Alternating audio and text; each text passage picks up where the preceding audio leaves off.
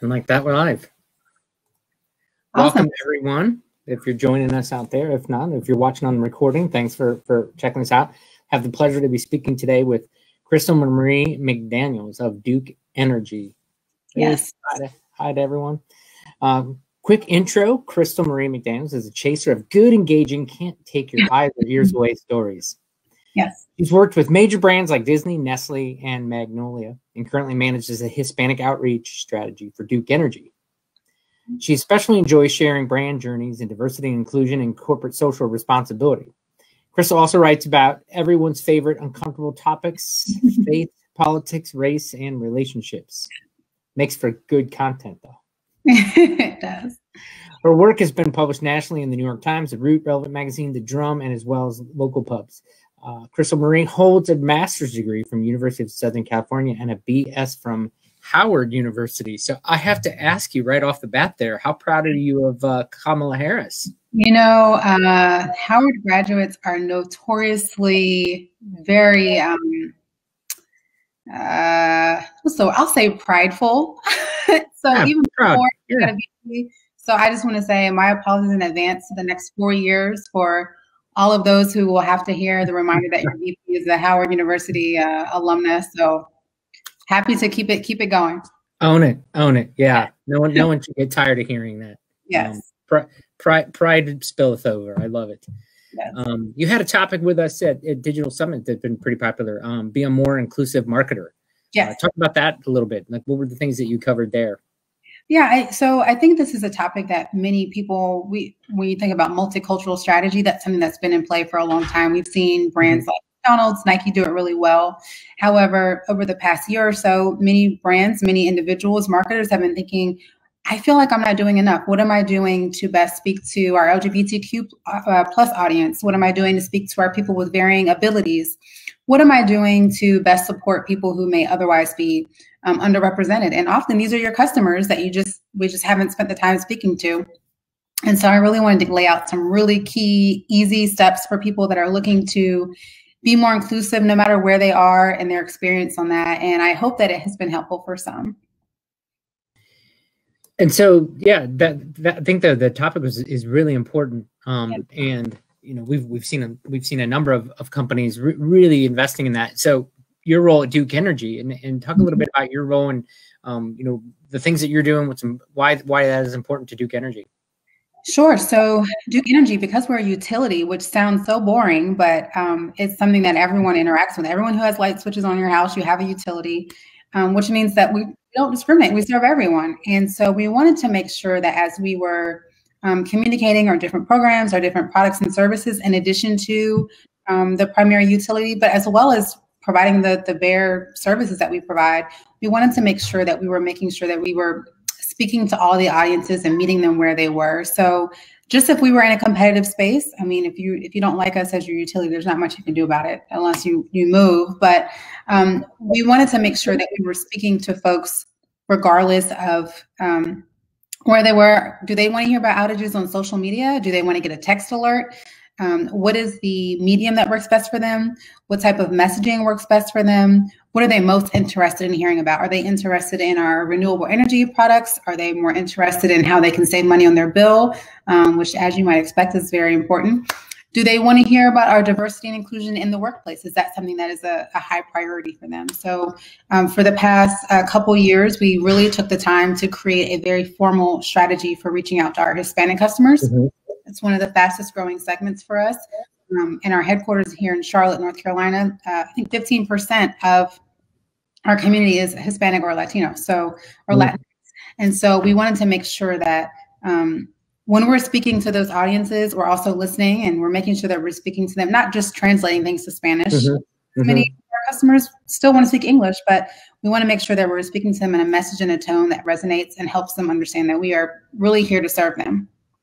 And so you said 15% in just the Charlotte area or North Carolina total? Just in Charlotte specifically. I will say in North Carolina, and so our service footprint is North Carolina, South Carolina, Florida, Kentucky, Indiana, Ohio. Not all of the states, but we have services in parts of those states. Right.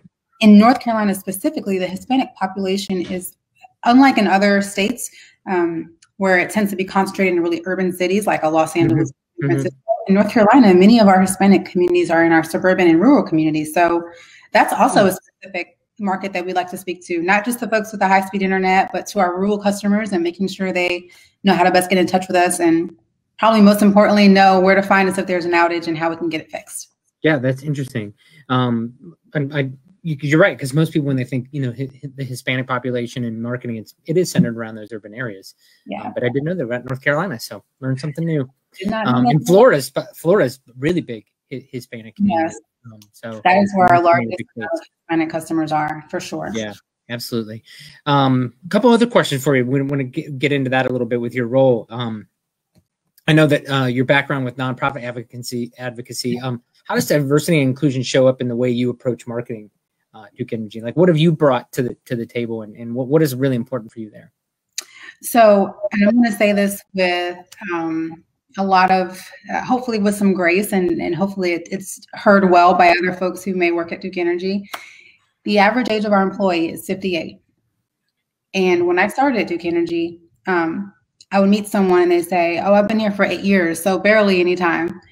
Folks stick around for 20, 30, 40 years, which is amazing, because a lot of the work we do it does require a very specific experience. You know, it's like nuclear. I mean, that's not someone you want to learn on the job. Right. However, what we really are looking to do is to bring in outside voices. And because we're not competing in the way McDonald's is competing with Burger King, a lot of times we have a tendency to not think about ways to innovate. And when I say we, I mean, I don't mean everyone at Duke Energy, but I mean the specific segments of that really don't have to. And so what I hope that I have brought is an outside perspective from someone who has had to compete. You know, everywhere else I worked before, there was no, like, these are the Sun-Maid raisins you're going to get, and you can't get anything else. It was like, there was somebody else out there that wanted some of your market share. So I hope that I brought that perspective of providing the best possible customer experience for people, even when you don't necessarily have to. Because when we are out there and we have to come tell you, like, we need to cut down your trees so we can protect, you know, your home and the power lines, or when we have to come tell you, you know, we might not be able to turn your power on, you know, back on for, I don't know, 6 hours. That's a much easier conversation to have when you know that we have been caring for you and that we're genuinely concerned about what we can do for you. And then when we try to get you to get some surge protection, or maybe if we're selling you an EV charger, that's something that you're excited to do because you're like, oh, this is my utility who I trust and I love. I'd be happy to buy some of these other products and services as well. But it's interesting thing about competition is you're right. A lot of times you don't have choices. Your utility providers are what's in that particular neighborhood or that area. But I would argue that maybe the way to look at competition, and I don't work at a utility, but I'm a marketer. Yes. The way I would look at competition is you're competing against other services in a way that if you're not meeting the same expectations, then you've got something that they're comparing you to. So competition is a comparative set for your customers. So we have an entire business unit called the Enhanced Customer Services organization, and what their goal, and the way they outlined it to me is, their goal is when they communicate with customers is that they want it to feel like the Domino's experience. When you order a pizza from Domino's, as many of you may know,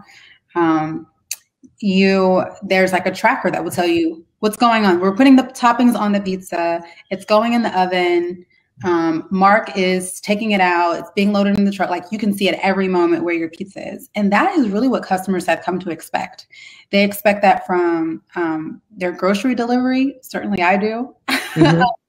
Many folks do. And so we realize that people they're not thinking in their mind, well, Duke Energy is a utility. They're just to what you said. You're competing with everyone else out there on the market. And we want to make sure that we are at least somewhat close to that. And I think in many ways, we've certainly done so. Yeah, I think that everything you said is very important.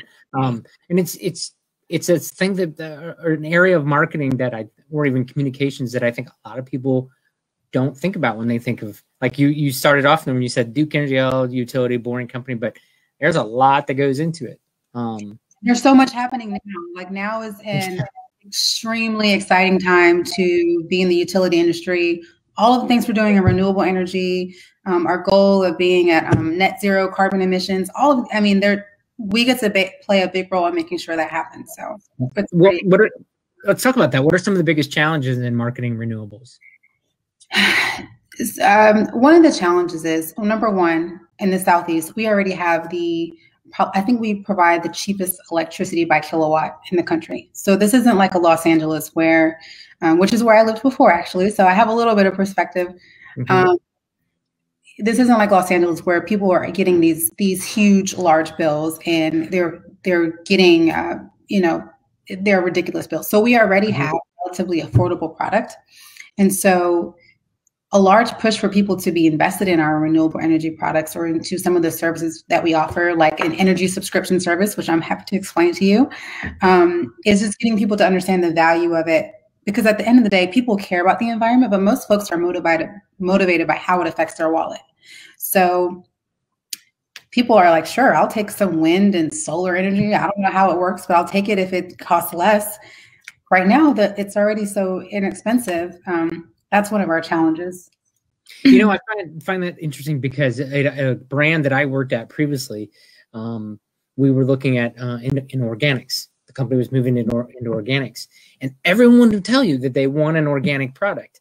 But when they find out they don't work as well or they cost more, well, the wallet kind of starts to make the voting for you.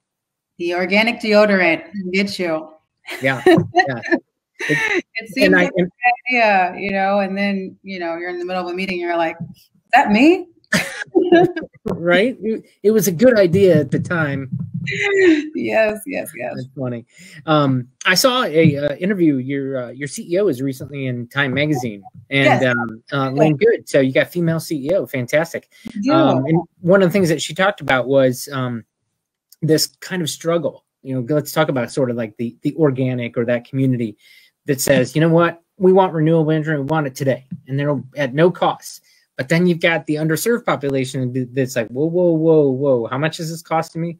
So talk about that a little bit, how the competing dynamics of the different stakeholders that you have at in an energy company. We're in an interesting position in that we provide an essential service to our customers. Mm-hmm. We wouldn't be able to do this if there was no utility company. We wouldn't be able to have this phone call. Coming out of, we're still in a pandemic, and many people still aren't able to pay their bills. One of the first things I learned when I started Duke Energy that blew my mind was that 40% of our customers are at or below the poverty line. And so, there's these pressures for us to immediately shift completely to renewable energy, even as we know that some of the most affordable energy are things like natural gas and some of those other products that we provide for a while. And so we want to balance being able to provide people with affordable energy that, that won't end up with them having their bill cut off or won't be eating into their budgets or taking away from them going on vacation or feeding their kids or whatever it is. But we also want to think about their kids in the meantime. I have a toddler myself. I would like for there to be a planet for him when he gets older. And so balancing all those things is difficult because we know, and by we, I certainly don't mean myself, but many of us, many of my colleagues know the challenges that come with switching to renewable energy. And some of them are cost-based, but many of them are just the technology just isn't quite there for us to reach some of the aggressive goals that the current administration is supporting. And I feel more than comfortable saying I believe that you say we get a man on the moon, we commit to the goal, and then we figure out how to do it. I'm on board for that. We just know that in the meantime, there are some challenges between, and that technology is not free either. We have to pay to figure out what that is. And so I am hopeful that with some of the changes in the administration and with some of the other funding and things that happen, that we'll be able to get closer to meeting that goal. Yeah, and so let's touch on that. So the Biden administration has been absolutely clear in their commitment to the environment from day one. We saw it with executive orders and things, and even leading up to that, was one of the campaign promises. So thinking from a marketer's perspective at an energy company where you're hearing this and you're knowing it, these things are coming. How did you have those conversations internally, and how has that maybe impacted your role? So I did not have those conversations. And, I certainly have my own political beliefs anyway, but we serve everyone. We don't we serve everyone regardless of who they voted for, and we are based in the Southeast, and we know that for us to get many of our goals met, we really need the support and buy-in from all of our Congress members, from all of our local leaders, whether they be Democrats or Republicans. And so that is certainly evident in some of the donations that have been made, although I know, I don't want to get too political, but I know that we recently put a pause on donations to the Congress members that voted against the certification of the elections. But aside from that, I think we have a relatively bipartisan approach to the candidates that we support and the relationships that we're willing to make sure that we can reach some of those goals. And I actually heard a great podcast. I want to say it was called What Now? It was a podcast from, I cannot remember his name. It was a Republican congressman, but anyway, he's created this bipartisan environmental caucus. And the goal was, first of all, you can't join unless someone from the opposing party also joins. So there's always an equal number of Democrats and Republicans. The goal there is, climate change is a real thing, it's just a real thing. And his goal was to come up with bipartisan solutions that really work for everyone, that help to protect our planet and our future. And I think that's the approach that Duke Energy has taken. I mean, we have to. We are where we are. So. Yeah, that's interesting. We could totally sidetrack on that whole topic, because you touch on climate change, which for whatever reason gets political. But in my opinion, and I don't mind when people get political, because politics is in everything.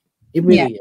Agreed. And when we start dealing with science and facts and we politicize it, we're losing the identity which got us to the point of making it a topic in the first place, which was it's fact-based evidence that something is occurring, whether it be the pandemic or climate change or the impact of coal on the environment, things like that. Like, these are things that we have to acknowledge and say, science is telling us this. When there's a storm, our entire company switches to storm mode. If there's a storm in Florida, that means now my job is to respond to people on social media or get on the phone and let people know when their energy is going to be turned back on. Like, we are heavily affected by many of the climate changes, and it's expensive to us as well. So we have a vested interest in making sure that we can do something to reduce the amount of extreme weather events as well.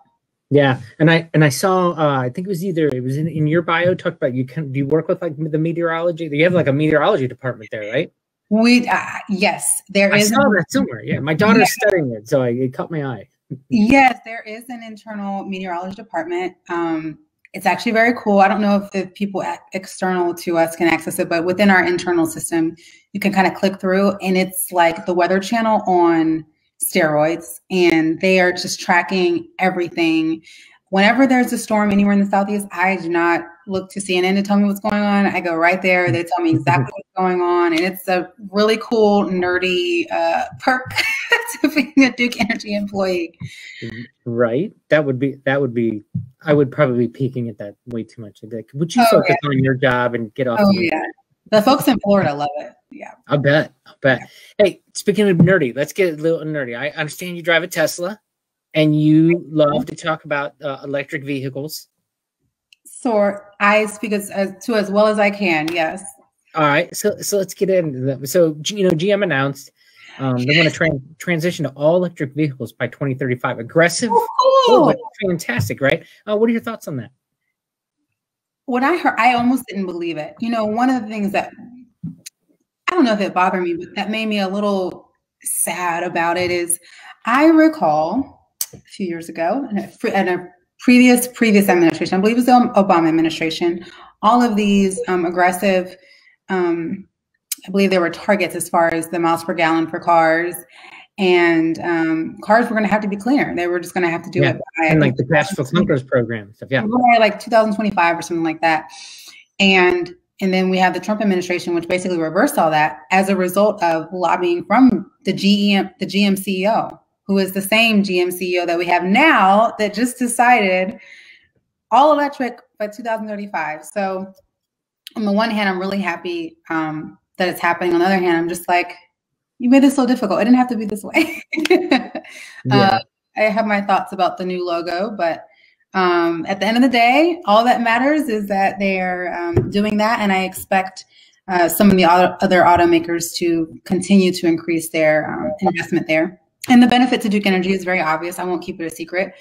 You know, the power load is going down. As more people become more energy efficient, they buy LEDs and all those other things, you know, there's less load demand on our power structure, which means less for us. Everyone's driving an electric car. Everyone has to charge them. And so let's talk about that a little bit. I also saw in the Time magazine piece, which is a great read. I'd encourage everybody to look up. It's yes, it was conversation with CEO Lynn Good. She had mentioned 530 charging stations in Florida. Yes. And so thinking about that infrastructure, are those specific like Duke Energy Station products that you guys like branded and put out there? I want to double check on that. So from what I understand about our EV infrastructure is that we are providing we're kind of like the umbrella partner there. So we may work with other manufacturers to get it done, but we're the piece that kind of holds it together. Because it has to tie into the grid, yeah. It has to tie into our grid, but also we just play a consultative role about how many chargers do you need, and that's more on the commercial side. But I think what she was referring to was a pilot program that we had that actually our customers and our stakeholders paid for, and the goal there, and specifically in North and South Carolina, if I recall correctly, was for us to put it in areas that are low income, in areas that have, and I'm going to just make this term up. I'm sure there's a real word for it, but like a charging desert. I know myself as a Charlotte resident, depending on what side of town I go to, there may or may not be a charger. And, you know, when I first moved to Charlotte, I lived in a neighborhood where there were chargers. I mean, I lived next to a Whole Foods, so there was a charger right there at Whole Foods. And then, you know, when I go to other parts of town, there were no chargers there. And our goal really is to make them accessible. The thing about the infrastructure for chargers is that, yes, it matters that they're available for people to charge, but I think just seeing them, the visibility of them makes people feel more comfortable with the idea of purchasing an electric vehicle. Most people I know with an electric car don't charge publicly. You charge at home. Last that I saw was like 80% of people charge at home. But people just like knowing that if something happens, I can stop somewhere like a gas station and charge up my car. Yeah. Thomas Friedman had a really interesting book on all about the electric kit. I don't remember the title of it. And I probably should have looked up this interviews. Wasn't sure we were going to go here, but it was a really fascinating thought about solar panels on roofs and homes creating their own energy. But even then, when you go out and drive the car, you know, and it eventually the cars like will generate power as well. And then you plug it back in and you add back to the grid and you get credits and stuff. Is that? I found it fascinating. I don't know if that's stuff that you guys are talking about or looking into, but it's very possible that someone is. Yeah. It hasn't trickled down to me yet, but energy company, not always boring, is it? No, there's so much cool stuff that happens here that I had no idea until I got here. Science is cool. Yeah, you gotta love it. So let's wrap up on one of the things I wanted to kind of ask you about is you mentioned when we were setting this up, you were going to try to keep your 2-year-old quiet.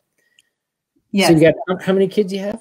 I have one. Just the one. Okay. Well, I shouldn't just say just. That's busy. Two. No, that's okay. My grandmother had 11, so it is just the one. He's 2, and he's actually the reason why we purchased the Tesla. So we lived in Los Angeles when I was pregnant. We actually lived right next to a Tesla dealer, really random. And one day we were just like, and we were thinking about, you know, getting a different car anyway. We're like, we'll just go in here just for fun. It seems so far outside the realm of possibility for me at the time. This was 2018. And so we went in, we did like a test drive of a Model S, and I was like, oh, this is cool one day. And what I really loved about it was the safety features. And it's almost impossible to have, like, you're not going to have like those big blowout wrecks if you get into an accident in those cars. And I was like, I think I was like 7 or 8 months pregnant. So I was in full, like, I want my car to be safe mode. And you were nesting at that point. You're ready to go. Yeah, I was all in. So obviously my son was born. It's great. Awesome. Congrats. And yes. And then we realized, we were kind of looking around and we were like, I don't think we want to buy $1 million fixer-upper, but we want a house. So we realized, like, I don't know if LA is going to be the right place for us. And so we moved to Charlotte, and Duke Energy offers a credit, a $3,000 credit if you purchase an electric vehicle. I was still legally a California driver, and they offer a lot of companies are starting to do that. Yes. Yeah. they offered a $2,500 credit, and then the federal credit was still there for $7,500. So basically, I got 13 grand off of the car, and then all of a sudden, it made sense. That combined with the much lower cost of living in Charlotte, it was like, and then now I actually have a place to charge it. I was like, okay, this makes a lot more sense. It's feasible, and I think that's the aspect of the cars that people don't talk about often is the safety features of it, and how family friendly it is. And my son thinks that that's how all cars are, that you charge them. That's what he thinks. And I love that he's getting that indoctrination right at home. Right. That's good. Well, GM's talking by 2035. He's too. So by the time he drives, they're going to be hopefully close to their goal. And it might be all he knows. There you go. We can dream. First car probably won't be a Tesla, but we'll let him get something. So I'm gonna pop this up on the screen since we're now getting into more your personal side of things, not so much marketing. But I know you got your website, and also I'm going to tell everybody follow Crystal Marie on Twitter. Give her a follow. Again, I think if those of you might have joined later didn't hear the top of the hour, but she likes to talk about and write about what people consider controversial topics. It's up to you if you decide it's controversial. But hey, anybody with an opinion, I'm ready to listen. And what you see on my Twitter is not representative of Duke Energy. Let's just make sure. No. Right. Yep. Yeah. No, I think people get that. So now you got the 2-year-old. How much time do you have to continue writing and doing some of your more personal hobbies? I'm actually writing a book now, so I'm making the time. Well, I don't have a computer anymore, so we got to. Can you give us the deets on the book? What's it about? It's about, what is the best way? It's about the privilege that comes with being Black and Southern and a woman. Because I think many times people will think that those are burdens. And I'm here to tell you about all the amazing positive things that come as a result of that. We're actually I love it. So you're working with a publisher. Do you have a deadline you're shooting for? I definitely have deadlines. How far along are you? It's probably about 60% done. Wow. Good for you. Yeah, it's fun. Fantastic. In the middle of a pandemic, raising a 2-year-old. I'm impressed. That's great. It's fun. Hey, thanks for joining us today. This was a great conversation, and we look forward to seeing you again at a future digital summit. Awesome. I look forward to it too. All right. I'm going to close out the broadcast here. Thanks again.